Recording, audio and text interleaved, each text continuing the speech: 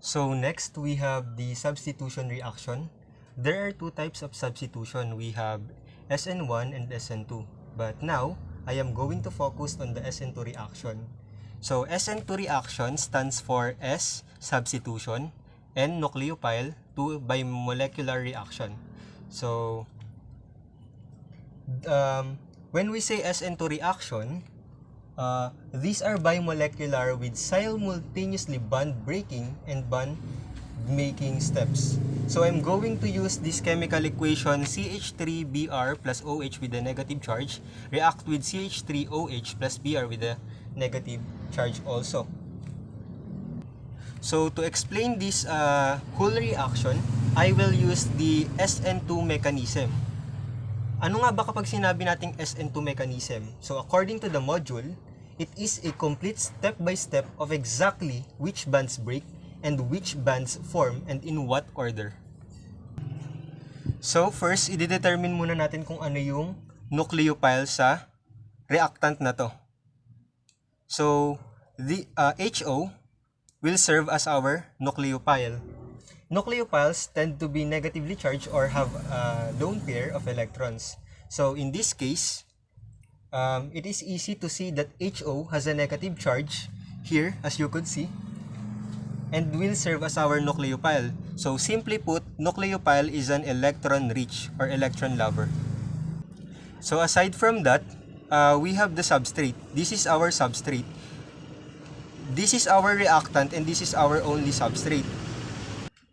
So the relation of these two, the nucleophile and this substrate, is that this nucleophile HO reacting with the substrate wherein it attacks the positive carbocation or the carbon.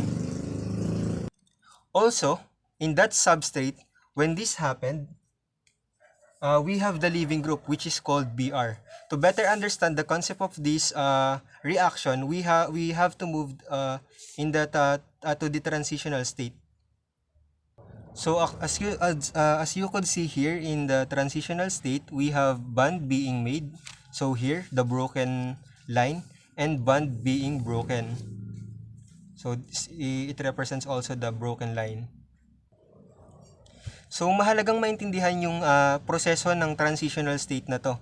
Kasi dito, makikita mo yung nucleophile natin ay meron siyang partial negative. And dito, meron tayong Br na meron ding partial negative. And yung carbon natin ay may partial positive. So again, we have the partial negative nucleophile attacking carbon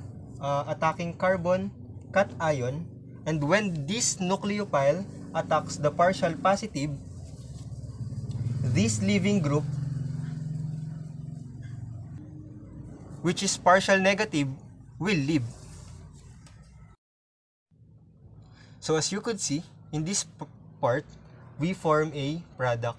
We have the nucleophile, which is HO, attached to the substrate, always with the addition in the product of the leaving group, which is Br.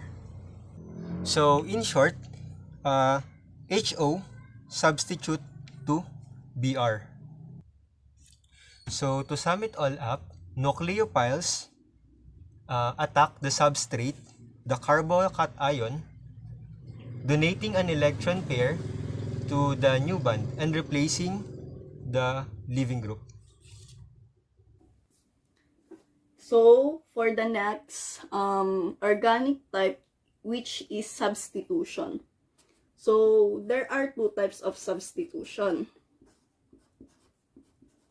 But I will use the SN2, which is very common. So we have CH3, CH2, Cl, which is ethyl chloride,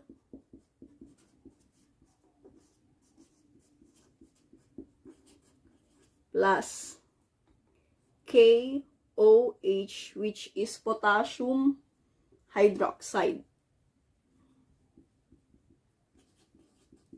Potassium hydroxide. So, the final product will be C2H5OH, which is known as ethanol, and the product or the independent variable or molecules is KCl, which is known as potassium chloride.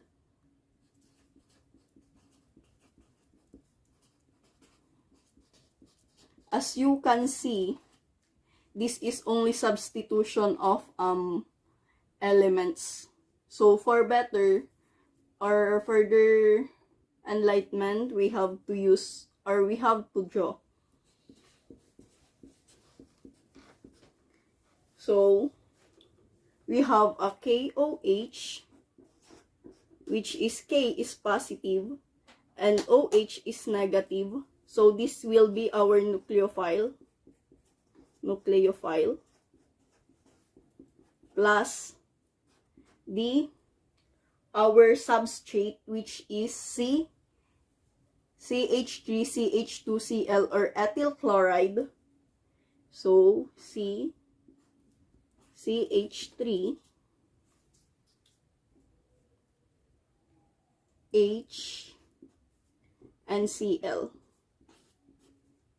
CH3H, one H here. So this OH will be attached to the ethyl chloride. So the transition will be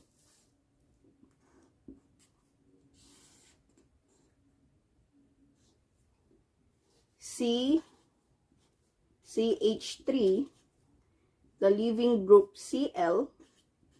This will be positive,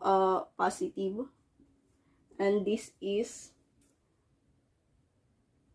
negative for the meantime.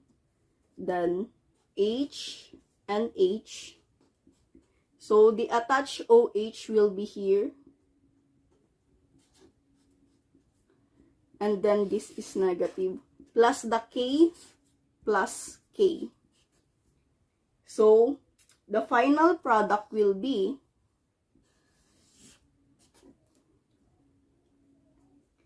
CH3 H here, H, and then OH.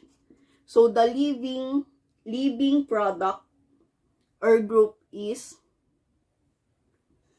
will become independent. This will now become K, which is positive, then Cl, that is the meantime for the negative, then transpose, this will be positive. So we have now, this is ethanol,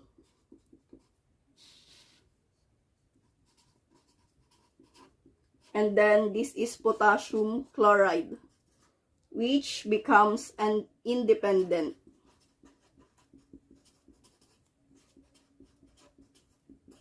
So the keyword for substitution is only that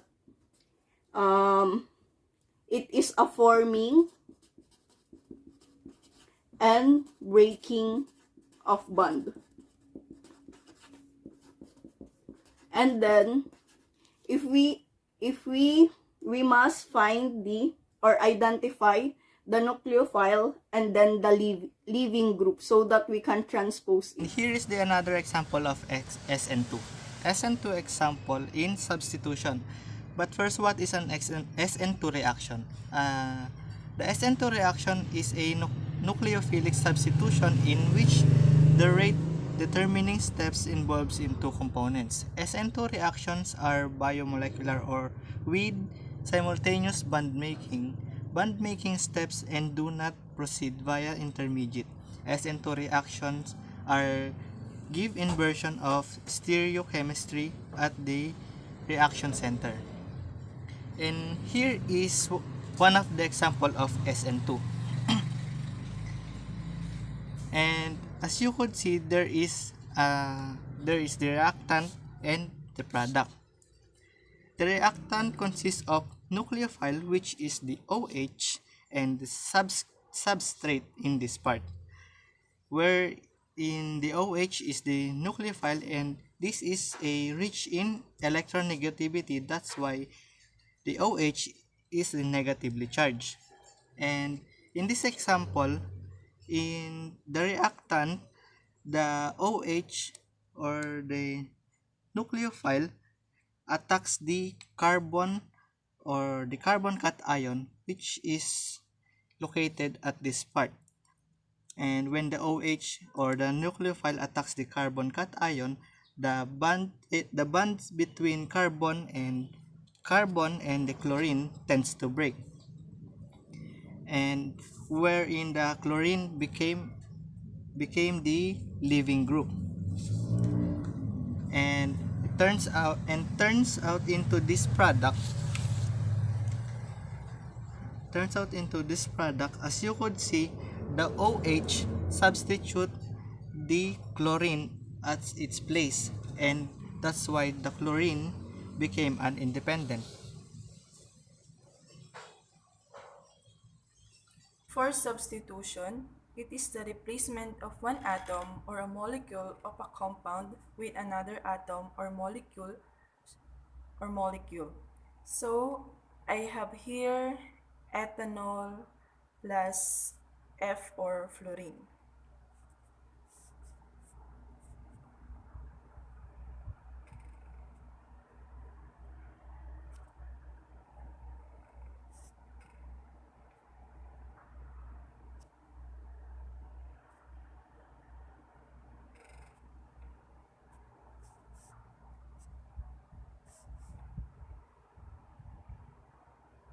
And we will going to substitute it with OH to form fluoroethane.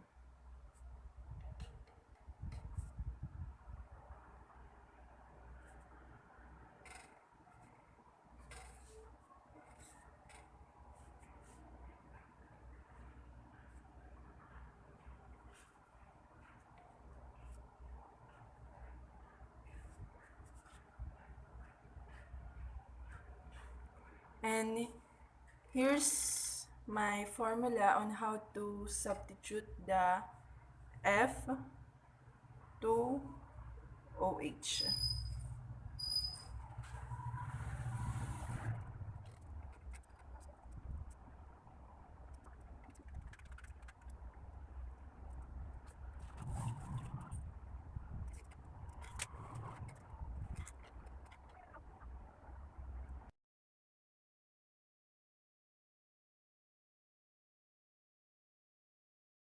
In this video, I am going to discuss to you about substitution reaction using an example.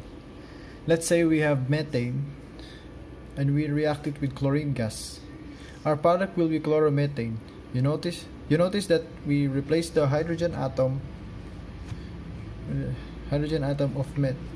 of methane with chlorine atom. And you also notice that we bond the hydrogen atom at the chlorine atom to form hydrochloric acid. This type of substitution is called radical substitution.